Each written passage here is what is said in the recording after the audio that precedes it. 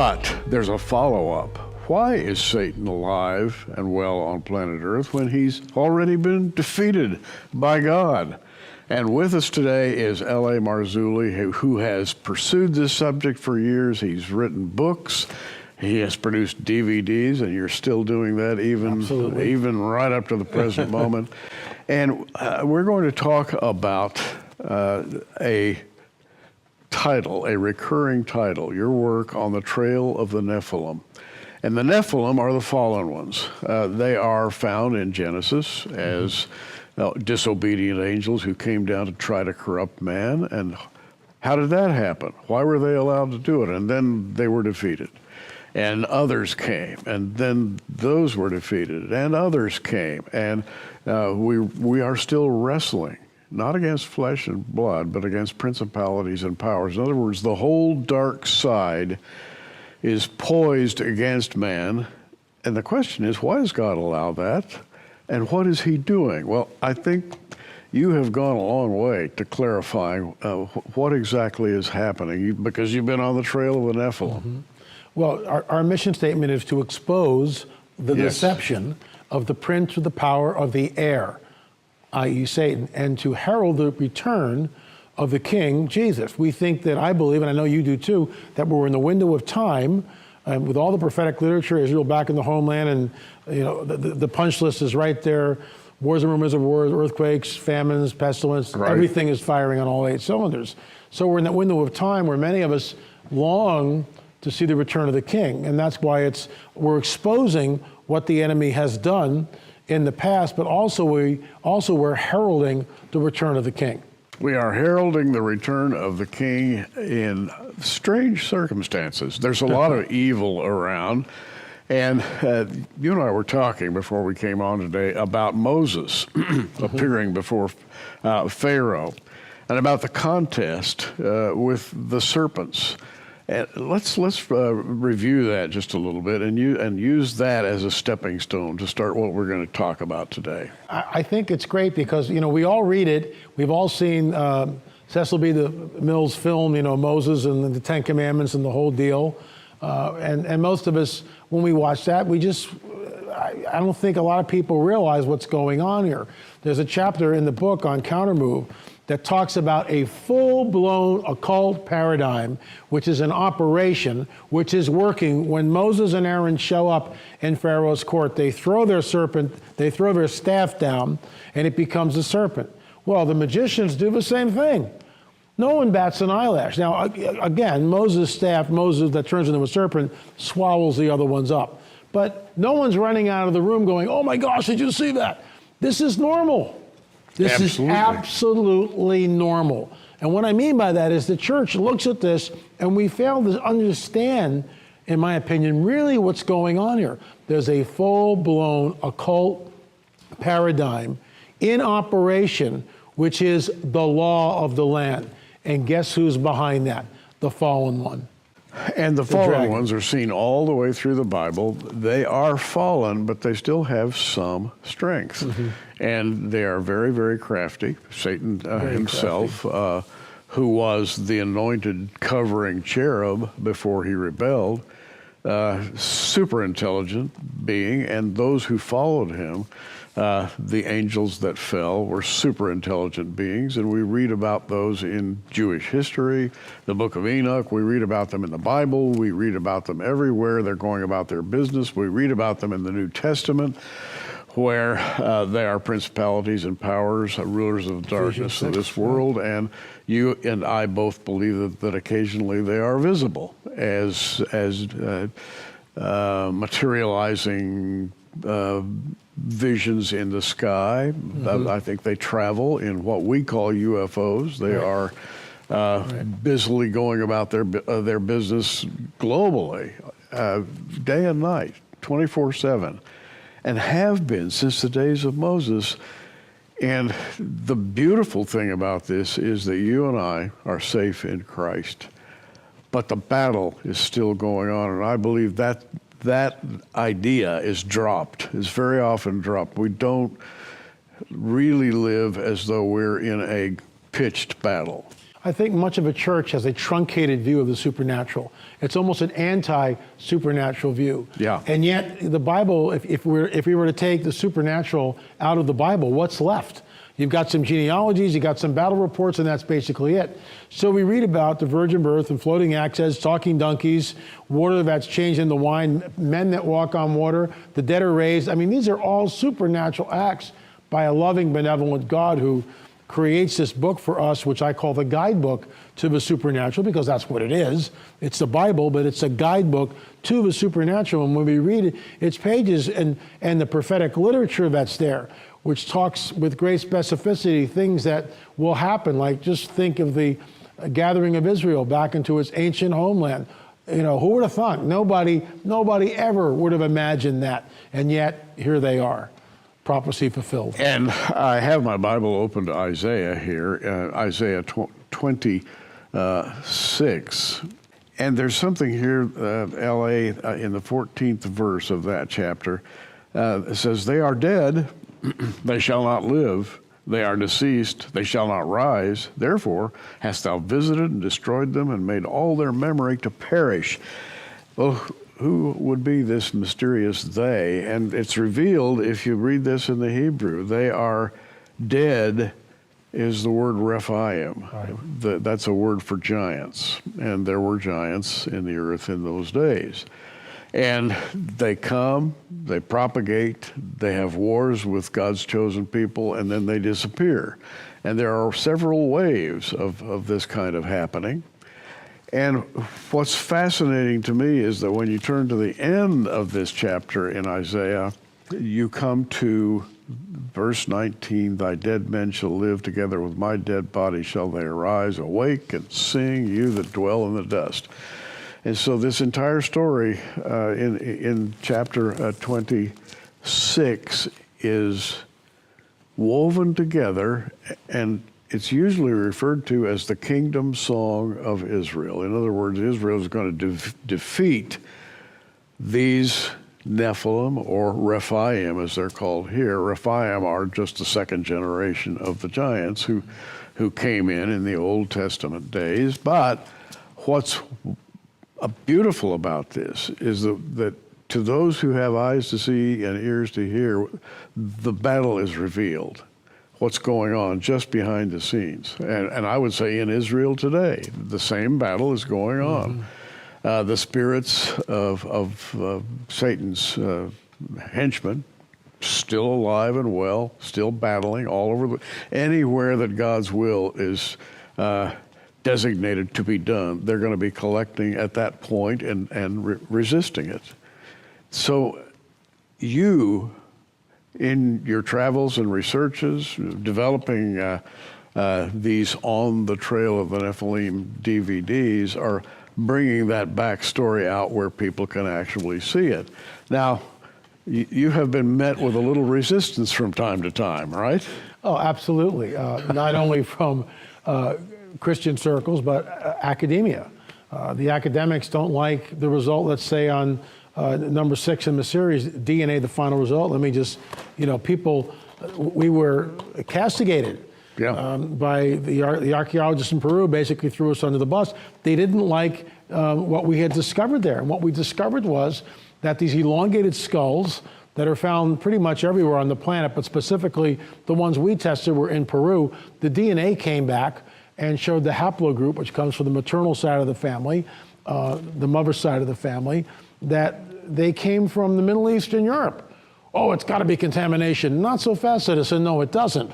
And we had 58 samples. Mondo Gonzalez was down there with us. He was our lead archaeologist. Mondo and I took the samples with the strictest protocols, lab suits. We changed the lab suits after every specimen. And out of the 58 samples, about 28 of them sequenced. It's not contamination, because if it was contamination, then my DNA would show up as nuclear DNA. We never got nuclear DNA. We say that in the film. So, it's so easy to go, oh, it's contamination, but it's not. And so you say, well, who cares about this? My gosh, they were here in the Americas. We believe that they fled when Joshua and Caleb pushed the conquest of the Promised Land.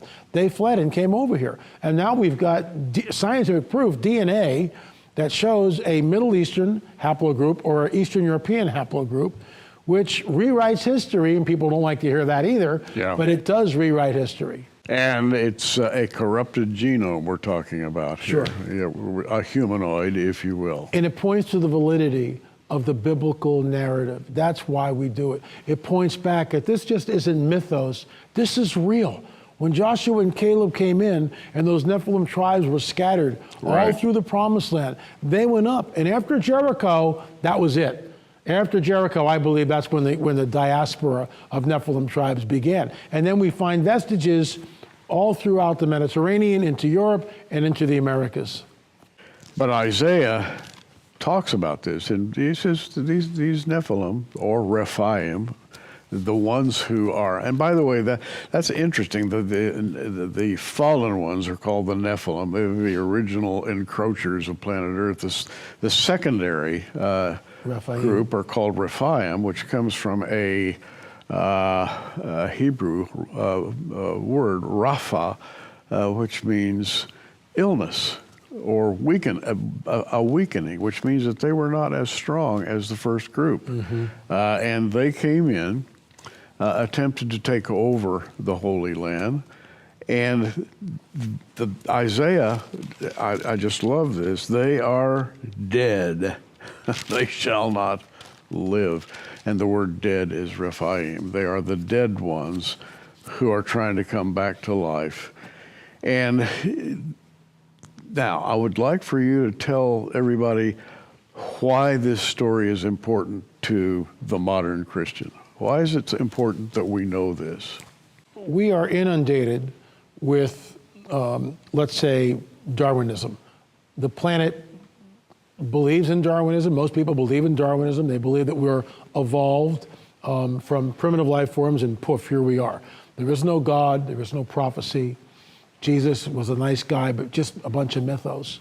Well, there's a phrase I coined a while back, that there is a hidden history that has been deliberately obfuscated from the peoples of the world. And this whole series, pulls the covers back and shows people that, wait a minute, everything that we're reading about in our Bibles, there is a supernatural world.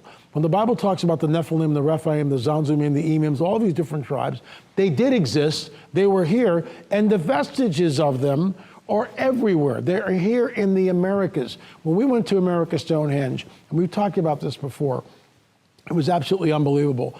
The second film is a two-part, and let me just briefly, the first film, we discovered a stone. Now, it was laying in the museum. They had translated it.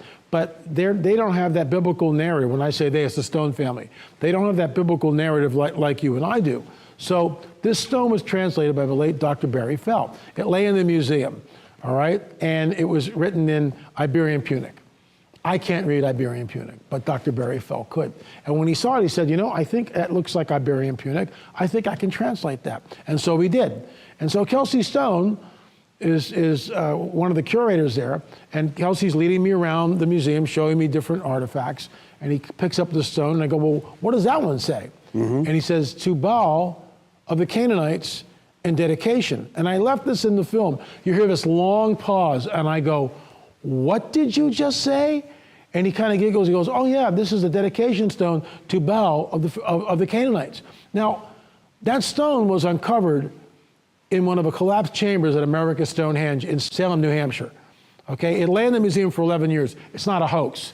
If it's a hoax, it's a really bad one. I'm going to just chisel this in and let it lay in the museum for 11 years. Nonsense. It's okay, so what does that inscription tell you? It points to the fact that the Nephilim were here in the Americas, and that site, which is 4,000 years old, by the way, was dedicated to Baal of the Canaanites. What is that doing in the Americas? So they had to run for it at a certain point in time, and they came to the Western Hemisphere. And we're talking about the defeat of the Rephaim, exactly as Isaiah talks about. And of course, many other books of the Bible talk about the defeat of the Rephaim. There are vestiges of them still left today, I'm convinced. Absolutely. And their skeletons are everywhere. And by the way, there is a continuing effort to hide them so that the world will not see them. Most definitely. Well, and why is that? Why would you want to hide that story? Because it points back to the validity of a supernatural world, and specifically, very specifically, that our Bibles are true. This is not mythos. This is not a fairy tale. They were here. Why does Jesus point to the days of Noah? It'll be like the days of Noah when I return. Those are his words. We skip over those phrases. That's a dire warning. He's letting us know that, guess what? It's going to be very similar to the days of Noah. And in my opinion, what differentiates the days of Noah from any other time? It's the presence of the fallen angels openly revealed and doing their nasty things, which they did, which resulted in the flood. And I think we're going to see it. It'll be slightly different, but I think it's here and it's manifesting. I want to read through a few titles here of 6 DVDs. Sure. All of these have the caption "On the Trail of the Nephilim," but we have the mysterious mound builders, mathematical mysteries of the mound builders, secrets of the supernatural, America's Stonehenge, which you just referred to. And by the way, watching that, I've got to tell you, the hair on the back of my neck stood up when that was revealed. That It's unbelievable. in America. In America. And we have here Axis Mundi, Center of the world. The center of the world.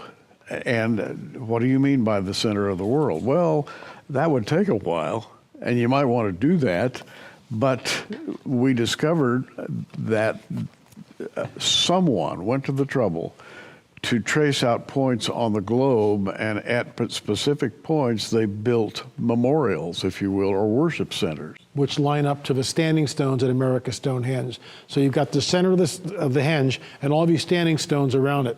And when you go from the center out to the summer solstice standing stone and you draw a line on Google Earth, you wind up intersecting, we show this in the film, you wind up intersecting the center trilithons at Stonehenge, England. That's not a coincidence, but that's only one connection. We discovered other points on the globe where these megalithic sites are, like Machu Picchu, like Teotihuacan in Mexico, like the pyramids in the Canary Islands, and on it goes. That's why we call it the Axis Mundi, the center of the world.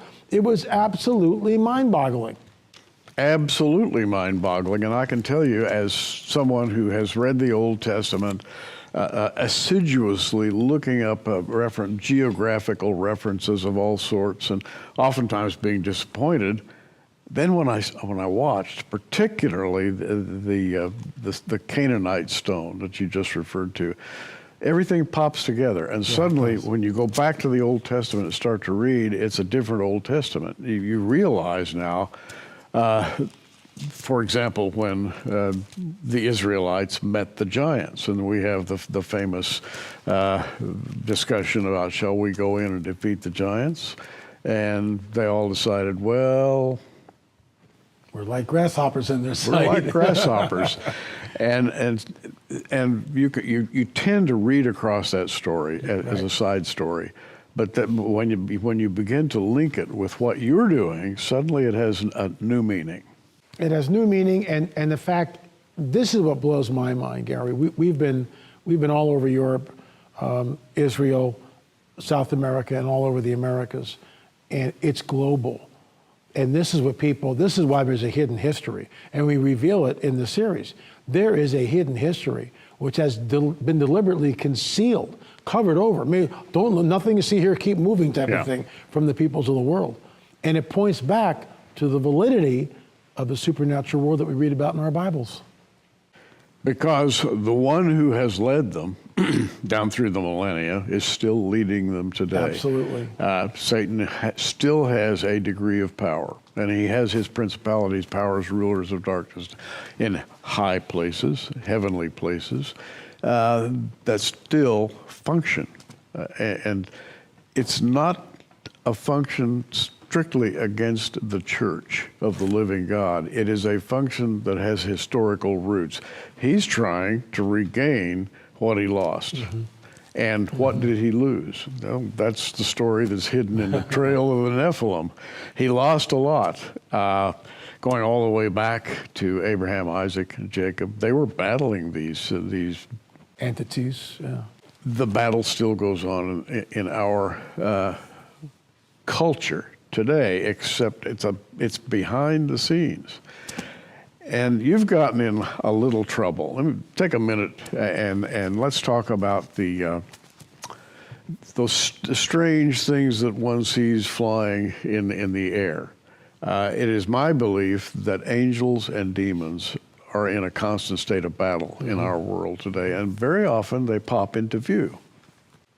They do, and what was once tabloid is now mainstream. In other words, when you and I first met, which is, I don't know, 12 years ago, and we were talking about these lights in the sky, we were very careful how we couched it. Well, it's on Tucker Carlson. That's mainstream. It's Fox News, CNN. It's basically, it's everywhere. And now it's okay to talk about these strange lights in the sky. We've had people come up and tell us, like the government of the United States, I'm not making this up, basically state that we have vehicles not made on this earth in our possession. We've tested the metal from the hubcaps from these vehicles, as you like to say, and they have isotopes in them not found on this earth, that they move with impunity over the skies, and they travel extremely fast. And Commander David Fravor, Tucker Carlson, 2017, looked right at the camera and said, whatever this was not made on this earth. So that's what we're discussing. We believe this is not ET, interplanetary, interdimensional. This is interdimensional. This is the handiwork of the fallen ones. And long story short, they will be revealed during the coming tribulation period. In other words, when the church is taken out of the world, which we believe is an imminent event, and global wars begin to expand as described in both the Old and New Testaments, the devil and his angels will be released one final time. And by the way, this is not some spooky new thing we're exposing you. This is biblical. Right. People have been preachers have been preaching for thousands of years Exactly. about this coming great battle. And you, in your pursuits, have come to the point where suddenly we have a clear connection. And that's wonderful. Thank you, Gary. I would hope that when people sit down and watch this, and we start peeling back what's really here on these sites, these megalithic sites all over the planet, that they walk away with two things. They realize that we live in a supernatural world. They realize just how important salvation through Jesus really is. Amen. Because it rescues them from that. Let's just take a moment and tell you how you can obtain these studies on DVD. And by the way, LA has... Was there anything about slicing you up? I just wanted to cut a little thing in your forehead. I'm gonna call the cops.